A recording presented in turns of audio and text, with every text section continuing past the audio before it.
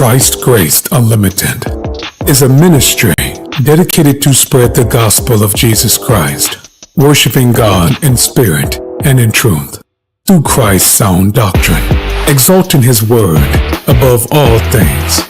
The Bible says in Romans chapter 10, verse 14 through 15, "How then shall they call on Him whom they have not believed? And how shall they believe in Him of whom they have not heard? And how shall they hear without a preacher? And how shall they preach except they be sent?" We welcome all of you to the CGU, Christ Grace Unlimited, spreading the gospel of grace and love to all. We thank you, and remember, Christ is still on the throne.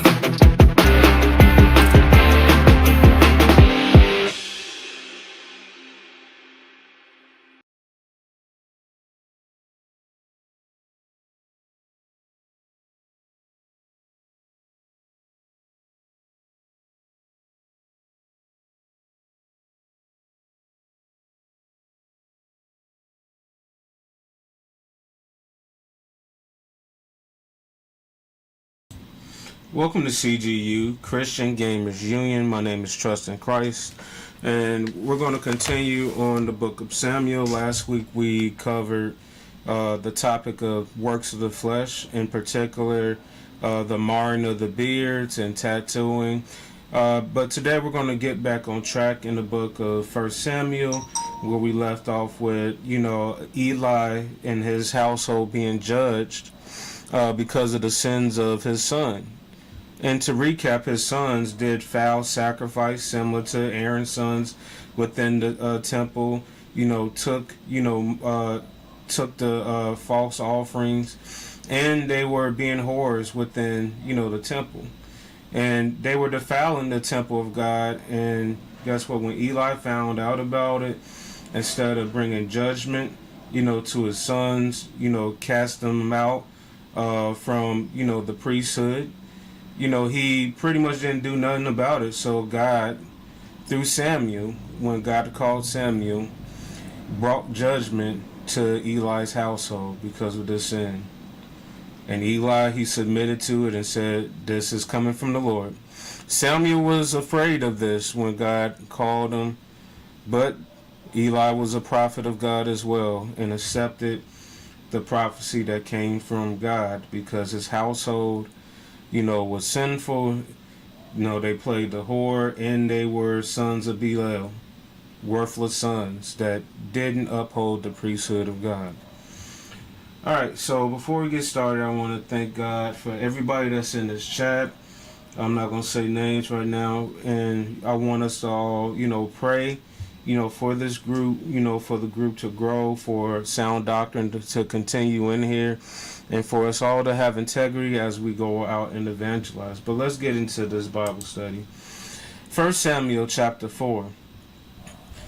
And the word of Samuel came to all Israel. Now Israel went out against the Philistines to battle, and pitched beside Ebenezer, and the Philistines pitched Ephek. And the Philistines put themselves in array against Israel, and when they joined the battle, Israel was smitten before the Philistines, and they slew of the army in the field about 4,000 men. And when the people were come into the camp, the elders of Israel said, "Wherefore hath the Lord smitten us today before the Philistines? Let us fetch the ark of the covenant of the Lord out of Shiloh unto us, that when it cometh among us, it may save us out of the hands of our enemies."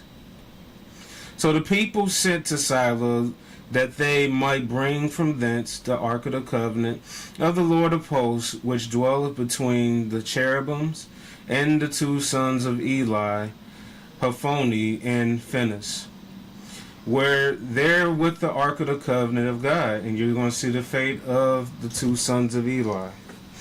And when the ark of the covenant of the Lord came into the camp, all Israel shouted with a great shout, so that the earth rang again.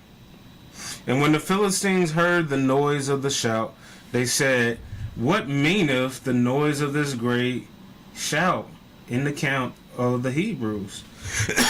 And when they understood that the ark of the covenant, or the ark of the Lord, was come into the camp, and the Philistines were afraid, for they said, God is come into the camp. And they said, Woe unto us, for there have not been such a thing heretofore. Woe unto us! Who shall deliver us out of the hand of the mighty gods? These are the gods that smote the Egyptians with all the plagues in the wilderness. So this is God's work. Be strong and quit yourself like men, O ye Philistines, that ye be not servants unto the Hebrews, as they have been to you. Quit yourselves like men and fight. So pretty much, they were motivating each other. Don't be no punks.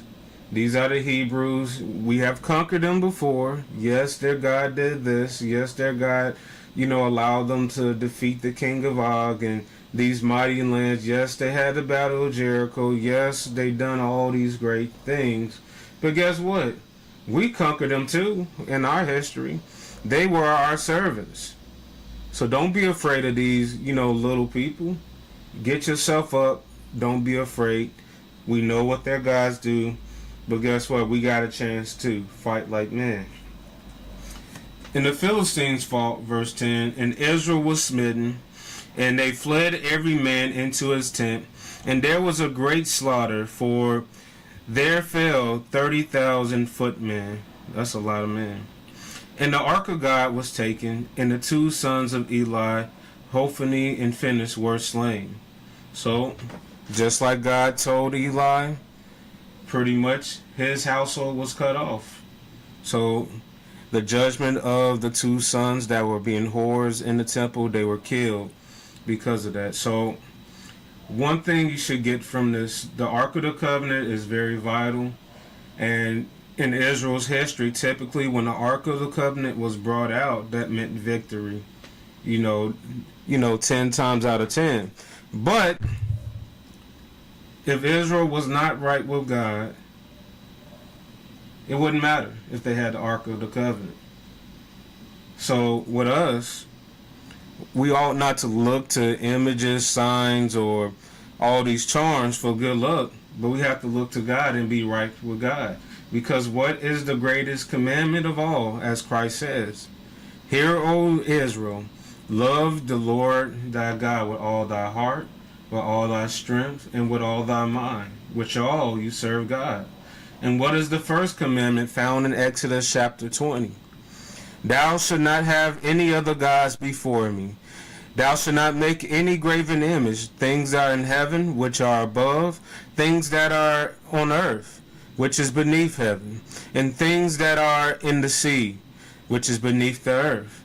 Thou shalt not make any images of them, neither serve them. And what the sons of Eli did, and the sons of Israel did, they were playing the whore with God and serving other gods, making images of them, and defiling themselves with the practices of the Philistines. Because remember, in the book of Joshua and in the book of Deuteronomy, God told them to slay the Canaanites, the Philistines, all those tribes, because their practices will, come to your children, and they will turn your sons against me, and I will judge you. And because of that, you have this cycle that has happened throughout Israel where they would, cry out to God. God would deliver them, and then they'll go back into the customs because they did not put out the gods of the heathens. They accepted the culture of the heathens, which were demonic. And guess what? Their children took on those cultures and were thrust out of the promised land and put into slavery. So the reason why they said that they were our servants is because they were. The Philistines were the masters of the Hebrews, with a particular time. Think about Samuel. Samuel helped deliver Israel out of the hands of the Philistines when they were their slaves and captives by his hand and might. So they know this track record, and they don't understand that this all happened because of Israel's disobedience. And the same thing with this situation. The Ark of the Covenant meant nothing in this situation because the priests of God were defiling the sacrifices of God. And not only that, the people of God were not obeying God as they should have. But God rose up Samuel in this generation to change the tide. Alright, verse 12, the death of Eli. And there ran a man out of Benjamin out of the army, and came to Shiloh the same day with his clothes rent, and the earth upon his head. And when he came, lo, Eli sat upon a seat by the wayside watching, for his heart trembled for the ark of God. And when the man came into the city and told it, all the city cried out. Because guess what? Has God left us? This is the ark of God. I thought this meant victory. Well, if you ain't right with God, no object ain't going to help you. Same thing today. No object, no cross, because I see a lot of people, they think a cross is going to help them. They think the cross in their heart and so help me God is going to help them. No. Your deliverance comes through your faith in Jesus Christ. Not some charm that can't speak or get up, but God himself is the one that delivers you. Not some artifact. God. Alright? Verse 14. And when Eli heard the noise of the crying, he said, What meaneth the noise of this tumult? And the man came in hastily and told Eli. Now Eli was 98 years old, and his eyes were dim, and he could not see. And the man said to Eli, I am he that came out of the army, and fled today out of the army. And he said, What is there done, my son?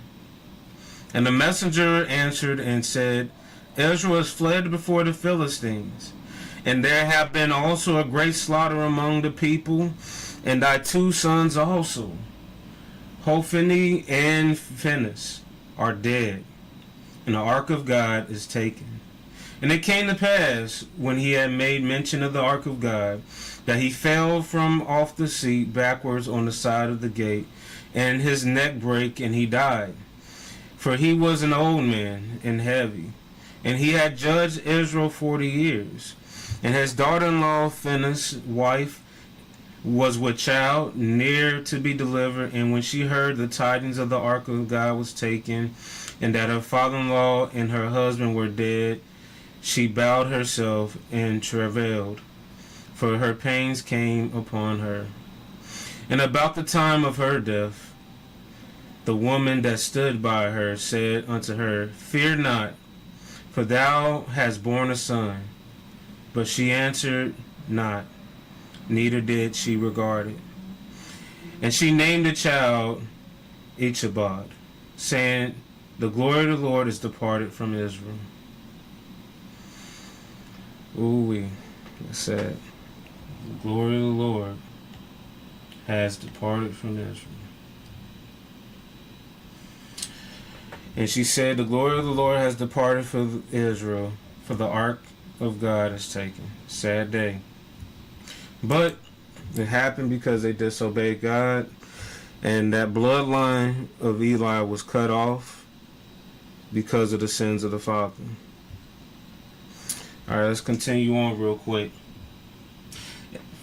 Chapter 5, verse 1. And the Philistines took the ark of God and brought it from Ebenezer, in Ashdod. And when the Philistines took the ark of God, they brought it into the house of Dagon and set it by Dagon. And remember, Dagon, is, the god of, the Canaanites, the Philistines. This is practically Satan. So this is Satan that they're worshiping. They set the ark of God next to an idol of Dagon, which is Satan.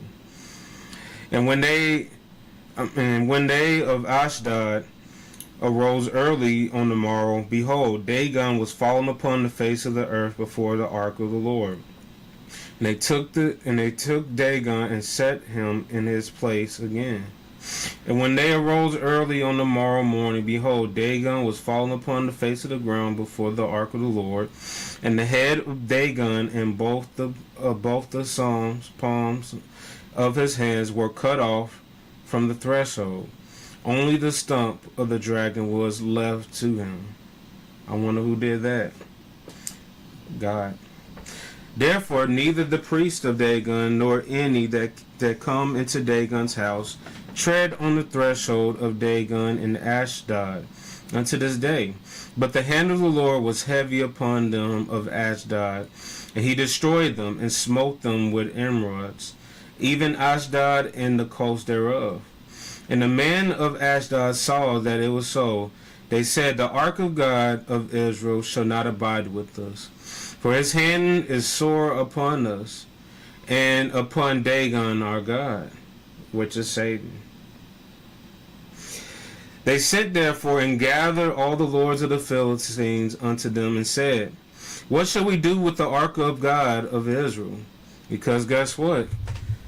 They took it as some trophy. We conquered the God of Israel. They put it next to their idol, Satan, Dagon, and the arms of it, the idol fell down. And it's like, oh, this is a bad omen. We need to get rid of this because this is trouble. Let's, talk about this. And they answered, let the ark of God of Israel be carried about unto God. And they carried the ark of God of Israel to be carried unto God. And they carried the ark of God of Israel about thither. So we got bad luck here. Let's bring it somewhere else. So this bad luck won't be upon us. And it was so that after they carried it out about, the hand of the Lord was against the city with a great destruction. And he smote the men of the city, both small and great, and they had emerods in their secret parts. Okay. Verse 10. Therefore they sent the ark of God to Ekron, and it came to pass, as the ark of God came to Ekron, that the Ekronites cried out, saying, they have brought the ark of God of Israel to us, to slay us and our people. So these unsaved heathen people were slain because the ark of God was there. So what does that show you? The ark, its purpose was still intact. Israel was disobedient. So the enemies of God were still being slain because of this. So they sent and gathered together all the lords of the Philistines and said, send away the ark of God of Israel, and let it go again to his own place, that it slay us not and our people. For there was a deadly destruction throughout all the city, and the hand of God was very heavy there. And the men that died were not smitten with emerods, and the cry of the city went up to heaven. All right. Do one more. And this story to me is very funny because right after they returned this ark back to Israel, they think now they can, smite and slay Israel again, but that didn't happen because the wicked people that God meant to judge were dead. All right, verse 1, chapter 6. And the ark of the Lord was in the country of the Philistines 7 months. And the Philistines called for the priest and the diviner, saying, what shall we do to the ark of the Lord? Tell us wherewith we shall send it to his place. And they said, if we send away the ark of God of Israel, send it not empty, but anywise return him a trespass offering, then ye shall be healed, and it shall be known to you why his hand is not removed from you. Then they said, what shall be the trespass offering, which we shall return to him? They answered, 5 golden emerods, and 5 golden mice, according to the number of the lords of Philistines. For one plague was on you all, and on your lords. Wherefore ye shall make images of your emerods, images of your mice, that mar the land, which mean the word mar means to spoil or destroy. And ye shall give glory unto the God of Israel. Peradventure he will liken his hand off from you, and off from your gods, and off of your land. Wherefore Then do ye harden your hearts, as the Egyptians and the Pharaoh hardened their hearts, when they have wrought wonderfully among them? Did they not let the people go, and they departed? Now therefore make a new cart, make two kine, on which there have come no yoke, and tie the kine to the cart, and bring their calves home from them. Take the ark of the Lord, and lay it upon the cart, and put the jewels of gold which ye returned for a trespass offering in the coffer on the side thereof, and send it away that it may go. And see if it goeth up by the way of the coast of Bethshemesh, then he have done us this great evil. But if not, then we should know that it is not his hand that smote us. It was chance that this happened to us. So they tested it. Alright. And the man did so, took two mixed kine, tied it to the cart, shut up their calves at home, and they laid up the ark of the Lord upon the cart, and the coffer with the mice of gold, the images of their emeralds. And the kine took straightway to the path of Bethshemesh, and went alongside the highway, lowing as they went. And they turned not aside to the right hand or to the left. And the lords of the Philistines went after them unto the border of Bethshemesh. And when they of Bethshemesh were reaping their wheat harvest in the valley, and they lifted up their eyes and saw the ark, and rejoiced to see it. And the cart came into the field of Joshua and of Bethshemite, and stood there where there was a great stone, and they clave the wood of the cart, and offered the kine a burnt offering unto the Lord. So they did as they say, to pretty much atone for taking the ark. And the Levites took down the ark, because they're the only people that's supposed to handle it, the sons of Aaron and the Levites. Took down the ark of the Lord, and the coffer that was with it, wherein the jewels of gold were, and put them on the great stone. And the man of Bethshemesh offered burnt offerings and sacrifices the same day unto the Lord. And when the five lords of the Philistines had seen it, they returned to Ekron the same day. And these were golden emeralds, which the Philistines returned for a trespass offering unto the Lord. For Ashdod one, for Gaza one, and Ashkelon one, and Gath one, and for Ekron one. And the golden mice, according to the number of all the cities of the Philistines, belonging to the five lords, both fenced cities of the Lord's villages, even unto the great stone of Abel, whereon they sat down the ark of the Lord, which the stone remained unto this day in the field of Joshua of Bethshemite. And he smote the men of Bethshemesh, because they had looked into the ark of the Lord. Even he smote the people 50,000 and 60 men. And the people lamented, because the Lord had smitten many people with a great slaughter. And the man of Bethshemesh said, Who is able to stand before this holy Lord? And to whom shall he go up from us? And they sent messengers to the inhabitants of Kirshab-jearim, saying, The Philistines have brought again the ark of the Lord. Come ye down and fetch it upon you. So we're going to stop right there. Remember, what make the Ark of the Covenant important? God commanded the Ark of the Covenant to be built. And if Israel was in obedience to God, they were blessed. If they were disobedient to God, it didn't matter. God brought judgment upon them. Alright, so as we close, does anyone have any comments?